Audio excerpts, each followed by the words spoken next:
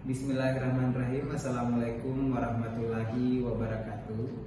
Kali ini saya akan menampilkan video terkait dengan salah satu kewajiban sertifikasi dosen PDD UKT-PT bidang pengajaran yang akan saya tampilkan. Sebelumnya, saya akan menampilkan video terkait dengan mata kuliah dengan judul Praktek Profesi Keperawatan Keluarga dan Komunitas. Kode mata kuliah ini 231 003 704 W046. Jumlah SKS sebesar 4 SKS, di mana 4 SKS ini termasuk ke dalam tipe pembelajaran klinik. Di mata kuliah ini berada di program studi pendidikan profesi nurse, di mana mata kuliah ini terletak di semester 10. Sebelum saya mulai penjelasan terkait mata kuliah dan MPS-nya, saya akan memperkenalkan diri saya. Nama saya adalah Bahtiar Nurse SPKkom. Saya merupakan dosen tetap program studi pendidikan profesi nurse Fakultas Kedokteran Universitas Mulawar. Saya mengampu beberapa mata kuliah, salah satunya praktek profesi keperawatan komunitas keluarga, profesi keperawatan gerontik keluarga di jenjang D3, gerontik, metode penelitian, medium pasien safety, dan mata kuliah lain. Pada mata kuliah praktek profesi keperawatan komunitas dan keluarga ini memiliki 6 CPL, di mana CPL pertama terkait dengan bertakwa kepada Tuhan Yang Maha Esa, menjunjung tinggi nilai kemanusiaan dalam bidang keperawatan. CPL kedua berfokus pada menjalankan pekerjaan profesinya berdasarkan pemikiran logis, kritis, sistematis, dan kreatif. CPL 3 berkaitan dengan pengaplikasian ilmu pengetahuan dan teknologi keperawatan. CPL 4 berkaitan dengan bagaimana mahasiswa mampu melakukan evaluasi asuhan keperawatan. CPL 5 yakni mampu melaksanakan edukasi dengan keterampilan komunikasi dalam ASKEP. Dan yang terakhir adalah CPL 9 mampu mengembangkan keahlian profesional dalam melalui pembelajaran seumur hidup. Di sini mata kuliah ini terdiri dari 6 CPMK, di mana CPMK 1 fokus pada mahasiswa memiliki kemampuan penerapan sikap profesional, etika, dan pekabudayaan. Kemudian CPMK 2 terkait dengan bagaimana mahasiswa memiliki kemampuan mengelola pengkajian asuhan keperawatan. CPMK 3 bagaimana mengelola analisis dan rencana ASKEP-nya. CPMK 4 bagaimana mengelola implementasi asuhan keperawatan, dan CPMK 5 bagaimana mengelola evaluasi asuhan keperawatan, serta CPMK yang terakhir bagaimana mahasiswa mampu memberikan edukasi kepada keluarga dan komunitas. Di sini saya akan menjelaskan terkait dengan deskripsi mata kuliah itu sendiri. Adapun deskripsi mata kuliahnya yakni terdiri atas 2, yakni praktek profesi keperawatan keluarga dan praktek profesi keperawatan komunitas. Praktek profesi keperawatan keluarga yakni adalah tahapan program yang menghantarkan mahasiswa dalam adaptasi profesi dalam pendelegasian kewenangan secara bertahap dalam melakukan asuhan keperawatan melalui pencegahan primer, sekunder, dan tersier kepada keluarga dalam mengatasi masalah yang bersifat aktual, resiko, maupun potensial. Untuk praktek profesi keperawatan komunitas berfokus pada pemberian pelayanan asuhan keperawatan dalam pencegahan primer, sekunder, dan tersier terhadap masyarakat dengan masalah yang bersifat aktual, resiko, dan sejahtera itu sendiri. Sekarang saya akan menjelaskan terkait metode dan penilaian mata kuliah. Adapun metode yang digunakan pada mata kuliah praktek profesi keperawatan komunitas dan keluarga yakni menggunakan metode pre dan post conference. Kemudian selain itu ada metode praktikum, baik praktikum di laboratorium dan praktikum di lapangan. Kemudian ada metode diskusi, kemudian ada metode lain yakni community and home based teaching. Penilaian mata kuliah menggunakan kriteria rubrik penilaian dengan bentuk penilaian berupa penilaian responsif maupun observasi praktek di lapangan. Terima kasih. Baik, bismillahirrahmanirrahim. Assalamualaikum warahmatullahi wabarakatuh. Waalaikumsalam warahmatullahi wabarakatuh. Oke, selamat sore semuanya. Sore Pak. Apa kabarnya hari ini? Alhamdulillah.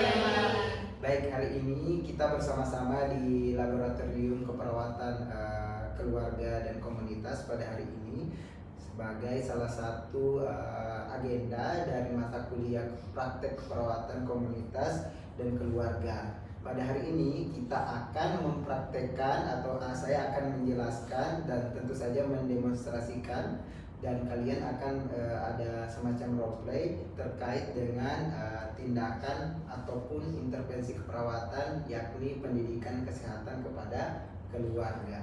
Baik.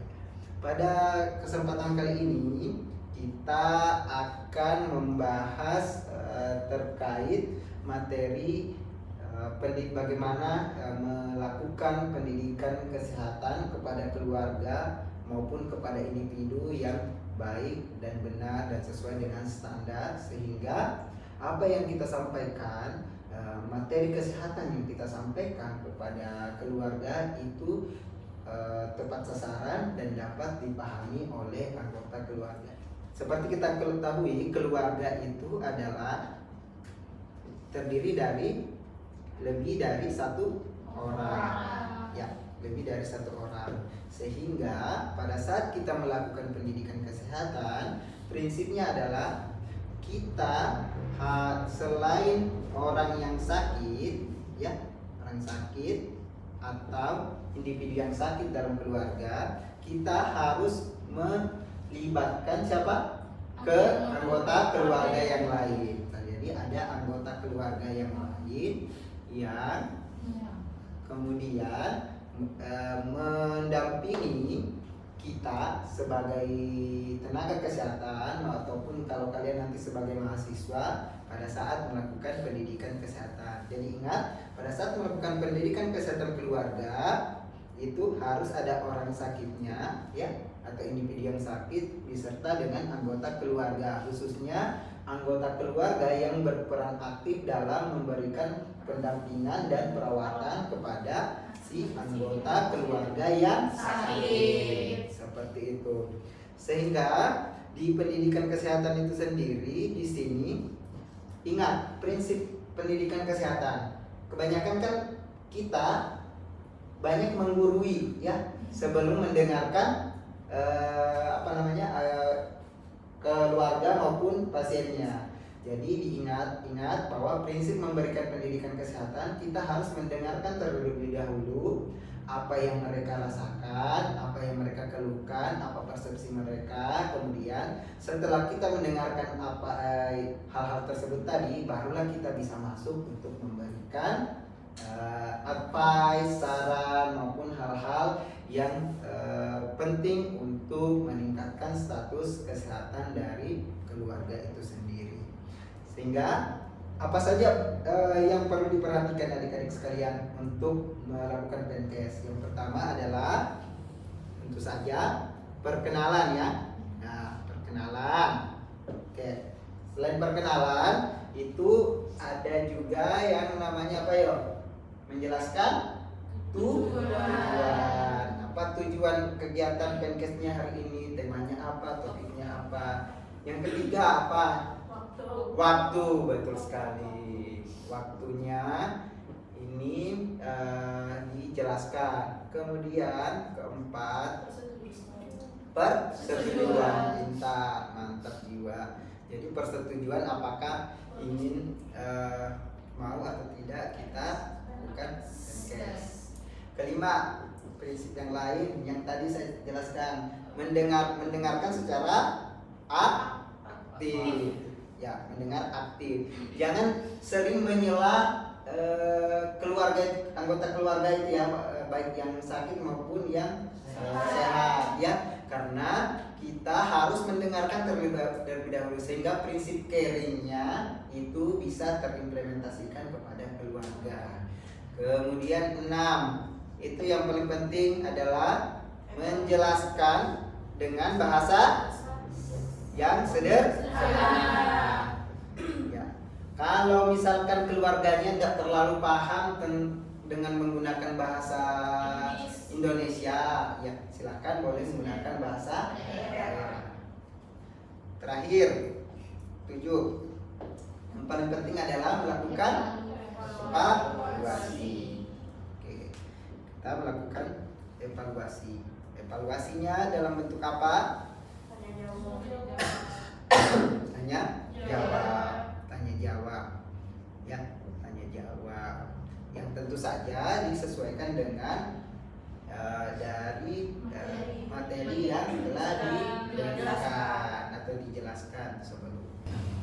Baik, selanjutnya apa yang harus kita persiapkan selain kita sebagai individu yang memberikan pendidikan kesehatan kepada keluarga, tentu saja yang paling urgent atau yang paling penting adalah media kesehatan. Media kesehatannya menggunakan lembar balik atau leaflet atau boleh juga poster. Pada kali ini kita akan menyediakan lembar balik dan leaflet itu sendiri.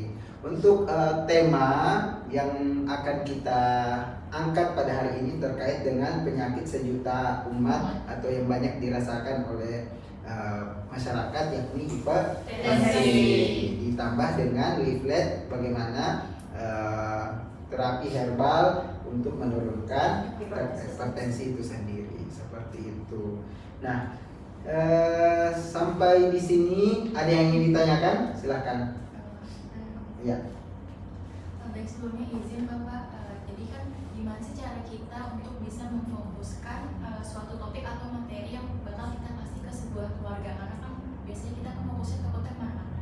Iya. Jadi gimana caranya? Ya, baik, terima kasih atas pertanyaannya yang luar biasa ya dari Najla ya, terkait dengan bagaimana caranya kita memfokuskan keluarga pada saat kita melakukan pendidikan kesehatan. Ya, seperti kita ketahui dan pengalaman mungkin teman-teman sini adik-adik sekalian, pada saat melakukan PMKes terkadang apa yang kita sampaikan misalkan topiknya tentang hipertensi, tapi ujung-ujungnya dia curhat ke sana kanan, curhat ke kiri, atau mungkin masalah kehidupannya dan sebagainya, kan sering terjadi seperti itu.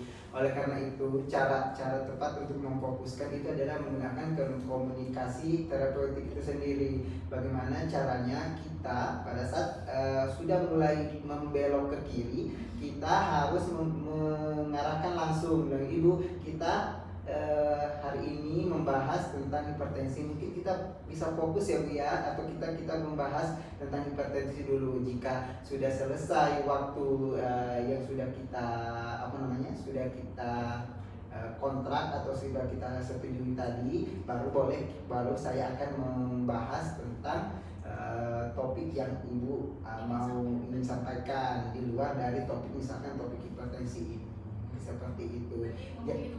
Ya, ngomong itu gitu enggak apa-apa. Jadi kita langsung saja memotong, tapi motongnya itu kita harus lihat dulu ya. Harus pada saat dia udah mau mulai berhenti napasnya, pas dia mau berhenti ngomong itu baru kita langsung masuk. Jadi makanya kan di mata kuliah komunikasi terapeutik kita harus melakukan komunikasi tanpa menyinggung perasaan dari pasien kita, kan seperti itu kan yang pas saat di kuliah S1 perawatan kemarin ya. Oke. Apakah cukup Najla? Cukup Bapak. Ya, baik, terima kasih. Ada lagi pertanyaan lain, silahkan. Oh, dari siapa dulu? Dewi ya. Oke, silakan Dewi. Izin Ya, bertanya. ya. Setelah kita selesai ini, bagaimana cara evaluasi terkait pengalaman keluarga itu sendiri? Oh iya, cara mengevaluasinya itu ada dua cara, evaluasi formatif dan ada evaluasi sumatif. Kan misalkan kalian nanti akan turun praktek di keperawatan keluarga, itu otomatis tidak hanya satu kali kan. Nah, tidak hanya satu kali melakukan kunjungan. Nah, pasti akan ada banyak kunjungan. Nah, ini makanya ada dua bentuk evaluasi, formatif dan sumatif. Formatif itu adalah evaluasi yang dilakukan di setiap satu kali kunjungan. Misalkan contoh yang tadi saya jelaskan, kalian melakukan tanya jawab, ya. Nah, misalkan untuk hipertensi, tema yang pertama kalian mengajarkan tentang pengetahuan dasar hipertensi terlebih dahulu. Pertemuan kedua kalian mengajarkan misalkan cara ROP, relaksasi otot progresif untuk menurunkan hipertensi. Terus pertemuan ketiga terkait misalkan ini jus mentimun untuk terapi herbal. Itu setiap pertemuan kalian lakukan evaluasi yang setiap kalian lakukan setelah di akhir pendidikan kesehatan keluarga, itu namanya evaluasi formatif. Evaluasi yang dilaksanakan pada saat satu kali perkunjungan. Kan otomatis setiap kita melakukan PNKes, kita mau mengetahui dia paham nggak dengan apa yang kita udah sampaikan. Jangan sampai sudah berbusa-busa mulut kita ya, tapi dia keluarganya tidak paham dengan apa yang kita sampaikan. Yang kedua adalah evaluasi sumatif. Evaluasi sumatif ini adalah evaluasi secara keseluruhan. Jadi dari pertemuan pertama tentang pengetahuan hipertensinya, pertemuan kedua terkait intervensi ROP dan pengetahuan terkait hipertensinya, itu kita evaluasi kembali di pertemuan terakhir dari di ujung tahapan evaluasi asuhan keperawatan kita. Ya, seperti itu. Kalau di rumah sakit kan kalian mengevaluasi juga kan sebenarnya kurang lebih dari pada saat kalian hari pertama, hari kedua, hari ketiga, kemudian kalian lihat apakah misalkan napas dalam saya ini dan intervensi napas dalam ini bisa menurunkan nggak nyerinya ya, seperti itu. Sama dengan ini, apakah apa yang sudah kita ajarkan, apa yang sudah kita fasilitasi dan sudah kita berikan kepada keluarga itu sudah efektif atau tidak, atau sudah dipahami atau tidak. Karena bisa saja di hari pertama dia bisa menjawab, tapi di hari kedua, ketiga ternyata dia udah lupa. Nah, makanya kita bisa mengevaluasi apakah intervensi kita atau pendidikan kesehatan kepada keluarga kita udah efektif atau tidak. Kalau pada saat misalkan ada yang kelupaan, boleh kita menjelaskan kembali setelah mereka menjelaskan, tentu saja jangan kita yang duluan menjelaskan. Kan tendensinya atau kecenderungan tenaga kesehatan itu suka ceramah ya. Nah, betul sekali kan? Belum selesai si keluarganya atau individunya menjelaskan, kalian sudah menyeplos, oh ini harusnya begini Bu, harusnya begitu, tidak boleh. Jadi kita dengarkan terlebih dahulu yang tadi, mendengarkan secara aktif, baru kita memberikan umpan balik atau feedback itu sendiri. Oke, selanjutnya ada lagi pertanyaan? Oh ya, saya Pak. Sebelumnya izin Pak, untuk mengenai waktu pendidikan kesehatan, berapa lama waktu yang dapat kita gunakan untuk memberi pendidikan kesehatan kepada individu yang sakit dan keluarganya? Ya, baik. Untuk individu yang sakit maupun keluarga, ada namanya dua jenis komunikasi ya di pendidikan kesehatan. Ada komunikasi profesional, ada komunikasi sosial. Standar dari komunikasi profesional, karena kan kita sebagai tenaga profesional ya, itu kurang lebih 30 sampai 45 menit ya. Itu adalah standarisasi komunikasi profesional. Dalam hal ini pada saat kita melakukan pendidikan kesehatan maksimal 45 menit, dimulai dari perkenalan hingga melakukan evaluasi. Nah, untuk yang komunikasi yang kedua adalah komunikasi sosial. Komunikasi sosial itu kurang lebih kayak kita berkisahan, bercerita bersama, ya kan, tidak ada pada saat kalian itu tidak ada waktunya ya, apalagi sudah bergibah bersama itu terkait ini pacarnya kah, tetangganya kah, dan sebagainya, itu pasti akan panjang. Nah, kalau kalian pas melakukan PNKes, nah itu tadi yang tidak fokus, bisa saja kalian berkesahan terkait dengan anaknya lah, apanya lah, tetangganya lah, suaminya lah dan sebagainya, bisa lebih dari 45 menit itu, sehingga pendidikan kesehatannya tidak efektif. Kalau lebih dari 45 menit itu bukan lagi namanya komunikasi profesional, tapi komunikasi sosial. Yang mana yang paling bagus adalah komunikasi profesional. Jika setelah 45 menit itu kalian ingin BHSP kepada keluarga, ingin bercerita di luar topik kesehatan atau intervensi keperawatan keluarganya, boleh, tapi ditutup terlebih dahulu. Oke, Berarti seperti itu. 45 menit itu khusus buat di topik kita yang kita angkat. Iya, betul sekali. Topiknya 45 menit, di 45 menit. Di luar topik itu silakan mau di 3 jam, 4 jam sampai nginap di rumah keluarga juga boleh, ya. Seperti itu. Ada lagi pertanyaan? Sudah cukup. Apakah ada yang bersedia untuk menjadi penyuluh pendidikan kesehatan kepada keluarga Pak Iqbal? Sabrina. Oh, Sabrina bersedia? Baik, silahkan maju ke depan sini untuk memberikan pendidikan kesehatannya menggunakan media konferensinya, ya. Lembar tadi. Jadi ingat step-stepnya mulai dari perkenalan, tujuan, waktu, persetujuan, mendengarkan secara aktif, menjelaskan dengan bahasa sederhana jika memang ada istilah-istilah medis, kemudian melakukan evaluasi tanya jawab terkait materi yang sudah diberikan. Silakan Sabrina. Baik, sebelumnya Assalamualaikum warahmatullahi wabarakatuh. Waalaikumsalam warahmatullahi wabarakatuh. Selamat sore Bapak dan Ibu. Sebelum perkenalkan, saya Sabrina Nuraliza Ros. Saya di sini sebagai mahasiswa dari program studi Profesinger Fakultas Kedokteran Universitas Mawarman. Di sini tujuan saya di sini adalah saya sedang melakukan dinas atau kunjungan dari Puskesmas Lempake, itu melakukan kunjungan ke rumah-rumah keluarga pasien di sini.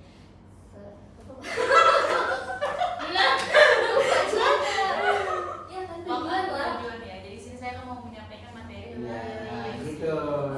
Atau lanjut aja Kak. Enggak aja. Dengan Iya, gitu. bisa Ya, semuanya. oke. Lanjut ke memberikan tujuannya. Jadi Lanjut, ya. jadi di sini saya Langsung ke tujuannya ya.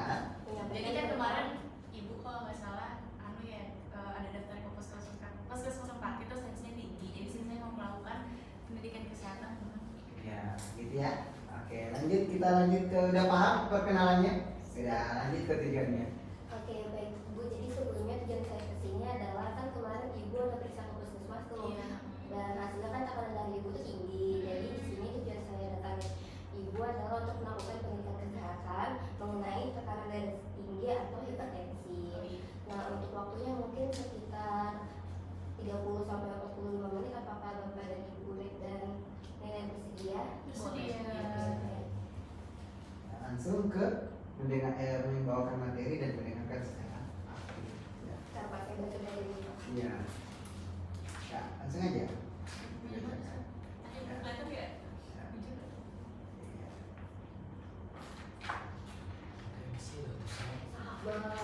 Kalau semuanya Kak. Sebagian aja. Sampai faktor resiko dan makanannya. Oke, baik. Sebelumnya Bapak dan Ibu, apakah ada yang tahu itu apa tekanan darah tinggi atau hipertensi? Ya. Jadi bagi Bapak dan Ibu, jadi sebelumnya hipertensi itu adalah tekanan darah tinggi. Tekanan darah tinggi yang dimana nilai tekanan darah tingginya itu di atas 140/30. 90.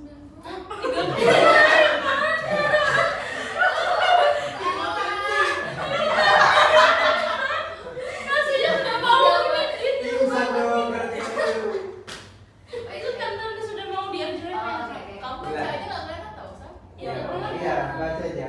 Bapak juga mau baca juga tadi. Oh, Ya.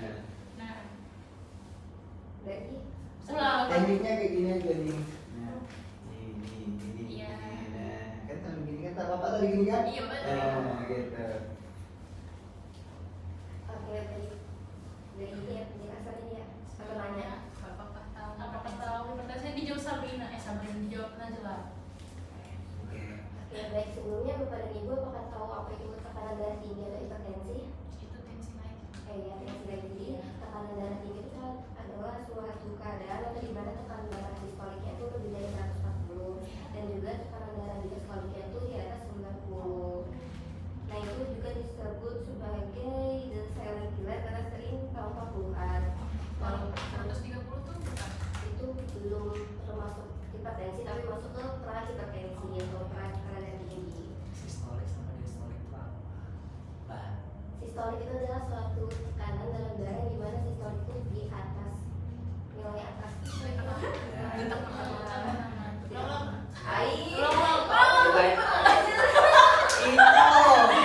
Itu menjelaskan bahasa sederhananya.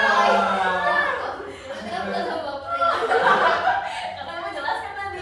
Saya jelaskan kan tadi yang Bapak bilang istilah-istilah. sistolik tuh yang Sistolik kalau di atas, kalau dia terbalik asalnya di bawah itu yang sistolik.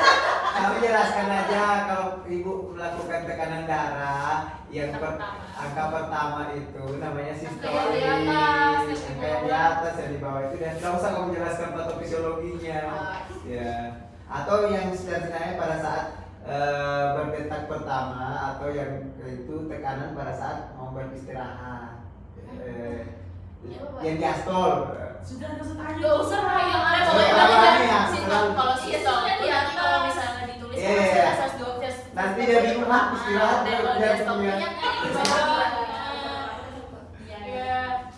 Hasilnya lah. Iya, hasil apa? Kontraksi dan relaksasi. Bapak ih. Kata depan. Ulang lagi. Ulang. Ulang dari awal. Enggak, langsung aja materi ini. Langsung aja dari tadi. Dari mana?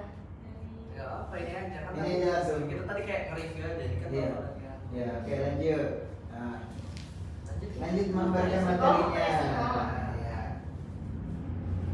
Jadi Bapak Ibu selanjutnya di sini ada faktor resiko hipertensi atau tekanan darah tinggi itu sendiri, yang dimana faktor resiko ini resiko yang dapat dimodifikasi yang pertama ada umur, lalu ada jenis kelamin dan juga ada riwayat keluarga, yang dimana riwayat keluarga ini bisa turun temurun, bisa dari neneknya, terus anaknya, cucunya, itu juga bisa termasuk resiko.